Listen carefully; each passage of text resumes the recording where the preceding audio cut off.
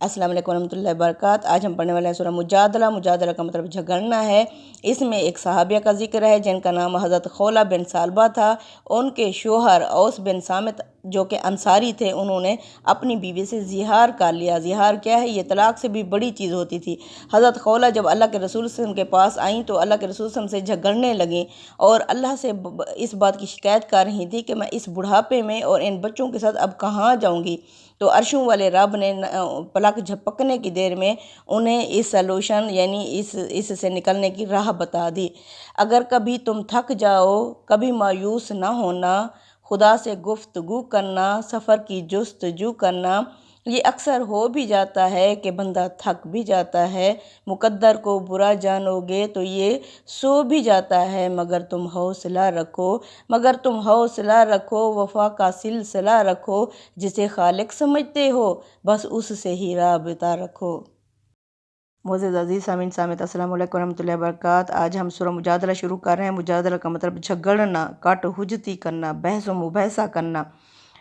तो चल बिस्मिल्लाहिर्रहमानिर्रहीम। शुरू अल्लाह के नाम से जो सरासर रहमत है, जिसकी शफ़क़त अब्दी यानी हमेशा रहने वाली है। काद यकीनन सामी अल्लाह सुन लिया अल्लाह ने कौल अल्लाह की बात उस औरत की तुजादिलू का जो मोहम्मद सल्लल्लाहु अलैहि वसल्लम आपसे झगड़ रही थी फ़ी ज़ौजिहा अपने ज़ौज यानी खामद के बारे में, व तश्तकी इलल्लाह और शिकायत किए जा रही थी अल्लाह से। वल्लाहु यस्माउ तहावुरकुमा और अल्लाह सुन रहा था तुम दोनों के मुहावरे यानी बातें। किस लिए? इन अल्लाह समीउन बसीर बेशक अल्लाह सुनने वाला और देखने वाला है। यहाँ सुनने से क्या मुराद है? सुनने से मुराद महज सुन लेना ही नहीं बल्कि इसे कबूल कर लेना और उस वक्त उसका जवाब देना। इस खातून का नाम रिवायतों में हज़रत खौला बिन सालबा आया है। इनके शोहर औस बिन सामित अंसारी कबीला औस के सरदार हज़रत उबादा बिन सामित के भाई थे। बाज़ रिवायात से मालूम होता है कि उनके मिजाज में कुछ तेज़ी थी, फिर बुढ़ापे में कुछ चिड़चिड़े भी हो गए थे। इस हालत में बीवी से ज़िहार कर बैठे। ये इसी वाक़े का जिक्र है जो इस सूरह की इब्तिदा में पेश आया है। ये वाक़या सूरह के मुखातिबीन को ये बताने के लिए सुनाया गया है कि दीन के मामले में अगर कोई मुश्किल पेश आए तो बंदा मोमिन को इस खातून की तरह अपनी मुश्किल अपने परवरदिगार के सामने पेश कर देनी चाहिए। अपनी मुश्किलात को मुनाफिकों की तरह दीन पर नुक्ताचीनी करने और अल्लाह और उसके रसूल के ख़िलाफ़ महाज आराई का बहाना नहीं बनाना चाहिए। इसमें अल्लाह ताला ने यानी बार बार इल्हाद और इसरार से भी मना नहीं किया। अल्लाह ताला इसे निहायत तवज्जो और शफ़क़त से सुनता है जो लोग अल्लाह को बार बार पुकारते हैं। यानी तुजादिलू का लफ्ज़ आया है। तो इससे ये बात निकलती है कि जिस खातून का ये वाक़या है उन्होंने एक से ज़्यादा बार बार इसरार करके अपना मामला अल्लाह के रसूल सल्लल्लाहु अलैहि वसल्लम के सामने पेश किया। ये लफ्ज़ मुजादला अच्छे और बुरे दोनों मायनों में इस्तेमाल होता है। उस्ताद इमाम लिखते हैं कि बुरे मायने में इसके मतलब है काट हुज्जती करना, झगड़ना, और अच्छे मायने इसके ये हैं कि अपनी बात मोहब्बत और एतमाद के साथ हुस्न गुजारिश, तदल्लुल और इसरार के साथ मनवाने की कोशिश करने के हैं। इसमें झगड़ना तो बज़ाहिर होता है लेकिन ये झगड़ना मोहब्बत और एतमाद के साथ होता है। जिस तरह छोटे बच्चे अपनी किसी बात को बड़े से मनवाने के लिए उसकी शफ़क़त पर एतमाद करके मनवाने के लिए झगड़ते हैं। इस मुजादले की बेहतरीन मिसाल जो है वो हज़रत इब्राहीम अलैहिस्सलाम का वो मुजादला है जो उन्होंने कौम लूत के बाब में अपने रब से किया। अल्लाह फरमाते हैं इब्राहीम हमसे झगड़ने लगे कि अल्लाह उसमें तो और भी लोग हैं, जिसकी अल्लाह ताला ने निहायत तारीफ़ फरमाई। यहाँ इन खातून को के जिस मुजादले की तरफ इशारा है उसकी नोयत भी बिल्कुल इब्राहीम अलैहिस्सलाम ही की तरह है कि वो अल्लाह से लाड करके बार बार पूछ रही थी कि इस बुढ़ापे में मैं कहाँ जाऊँगी। अल्लाह समीउन बसीर है। इससे मालूम होता है कि वो अपनी और अपने बच्चों की ज़िंदगी को तबाही से बचाने के लिए बार बार फरियाद कर रही थी और चाहती थी कि मसले का कोई हल निकल आए। नबी करीम सल्लल्लाहु अलैहि वसल्लम के सामने जब ये मसला रखा गया तो उस वक्त वही इलाही की कोई वाज़ेह रहनुमाई इस मामले में मौजूद नहीं थी। चुनांचे आप मुतरद्दिद थे कि इन्हें क्या जवाब दें, यहाँ तक कि उनकी फ़रियाद उस परवरदिगार ने सुन ली जो समीउन बसीर है। ये तमाम गुफ्तगू जिसके सामने हो रही थी वो ख़ास तवज्जो और मेहरबानी से उसे सुन रहा था। अब आगे अल्लाह फरमाते हैं आयत नंबर 2 में, अल्लाज़ीना युज़ाहिरून मिनकुम, वो लोग जो ज़िहार कर बैठते हैं तुम में से, मिन निसाइहिम, अपनी औरतों से, माहुन्ना उम्महातहिम, वो उनकी माएँ नहीं बन जाती। इन उम्महातुहुम इलल्लाहि वलदनहुम, उनकी माएँ तो वो है जिन्होंने उनको जन्म दिया है। یعنی یہ کیا ہے؟ جو زہار کر بیٹھتے ہیں ایلا کی طرح۔ ایلا یعنی قسم کھا لینا۔ زہار بھی عرب جاہلیت کی اصطلاح ہے۔ اس کے معنی یہ تھے کہ شوہر اپنی بیوی کے لیے انت علی کا ظہری امی، یعنی تجھے ہاتھ لگایا تو گویا اپنی ماں کی پیٹھ کو ہاتھ لگایا کے الفاظ منہ سے نکال دیتے تھے۔ زمانہ جاہلیت میں بیوی کو اس طرح کی بات کہہ دینے سے ایسی طلاق پڑ جاتی تھی جس کے بعد بیوی لازماً شوہر سے الگ ہو جاتی تھی۔ اہل عرب سمجھتے تھے کہ یہ الفاظ کہہ کر شوہر نے نہ صرف یہ کہ بیوی سے اپنا رشتہ توڑ دیا ہے بلکہ اسے ماں کی طرح اپنے اوپر حرام قرار دے رہا ہے۔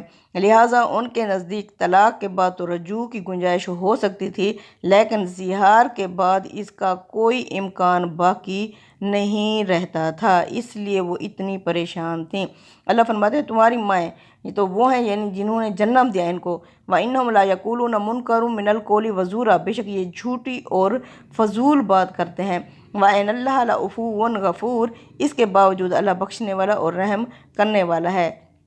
یعنی مائیں تو وہ ہیں جنہوں نے جنم دیا، یعنی اگر کوئی شخص منہ پھوڑ کر بیوی کو ماں سے یا اس کے کسی عضو کو ماں کے کسی عضو سے تشبیہ دے دے تو اس سے بیوی ماں نہیں ہو جاتی، اور نہ اس کی وہ حرمت اسے حاصل ہو سکتی ہے جو ماں کو حاصل ہے۔ ماں کا ماں ہونا ایک امر واقعی ہے، اس لیے کہ اس نے آدمی کو جننا ہے۔ اس کو جو حرمت حاصل ہوتی ہے وہ اسی جننے کے تعلق سے حاصل ہوتی ہے۔ یہ ایک ابدی اور فطری حرمت ہے جو کسی عورت کو محض منہ سے ماں کہہ دینے سے حاصل نہیں ہو سکتی، لہٰذا اس طرح کی تشبیہ سے نہ کسی کا نکاح ٹوٹتا ہے اور نہ اس کی بیوی ماں کی طرح حرام ہو سکتی ہے۔ لیکن اللہ فرماتے ہیں اس کے باوجود اگر اس نے کہہ دیا ہے تو اللہ معاف کرنے والا اور بخشنے والا ہے۔ مطلب یہ ہے کہ اس طرح کا جملہ اگر کسی شخص کی زبان سے نکلا ہے تو اسے معلوم ہونا چاہیے یہ ایک نہایت بیہودہ اور جھوٹی بات ہے جس کا تصور بھی کسی آدمی کو نہیں کرنا چاہیے، کجا یہ کہ وہ اسے زبان سے نکالے۔ اس پر سخت محاسبہ ہو سکتا تھا، لیکن اللہ بڑا معاف کرنے والا ہے اور مغفرت فرمانے والا ہے، لہٰذا کوئی شخص اگر اشتعال یعنی غصے میں آ کر اس طرح کی خلاف حقیقت بات منہ سے نکال بیٹھے اور اسے اپنی غلطی کا احساس ہو تو اللہ اس سے درگزر فرمائیں گے۔ اللہ اکبر۔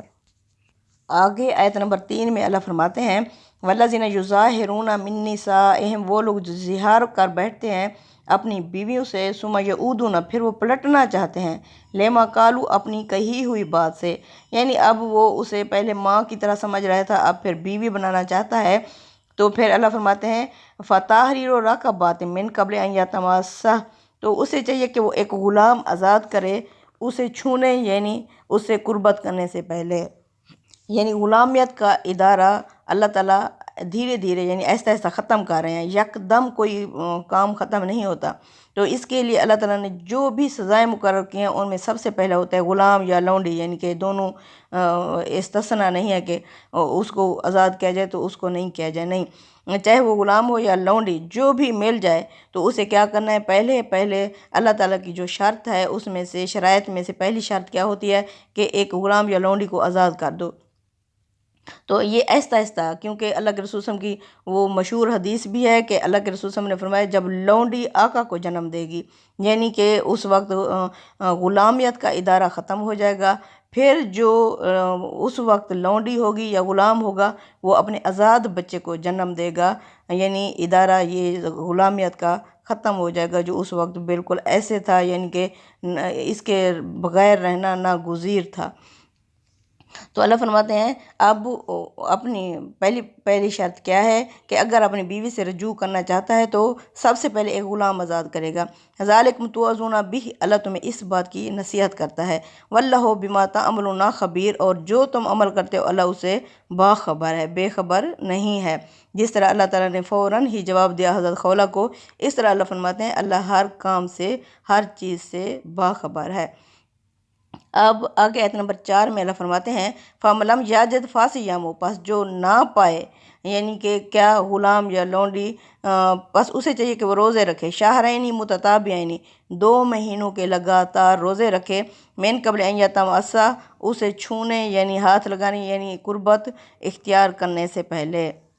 اب آگے اللہ فرماتے ہیں فَمَن لَمْ يَسْتَطِعْ، بس اگر وہ اس کی بھی استطاعت یعنی طاقت نہیں رکھتا، فَإِطْعَامُ سِتِّينَ مِسْكِينًا تو وہ کھانا کھلائے 60 مسکینوں کو، ذَلِكَ لِتُؤْمِنُوا بِاللَّهِ وَرَسُولِهِ، اس وجہ سے کیونکہ اگر تم ایمان رکھتے ہو اللہ اور اس کے رسول پر، وَتِلْكَ حُدُودُ اللَّهِ تو ان کے لیے یہ اللہ کی حدیں ہیں، اللہ کی دیواریں ہیں، وَلِلْكَافِرِينَ عَذَابٌ أَلِيمٌ یہ کہ اللہ کی حدوں اور اللہ کی دیواروں کو پار کرنے والوں کے لیے دردناک عذاب ہوگا۔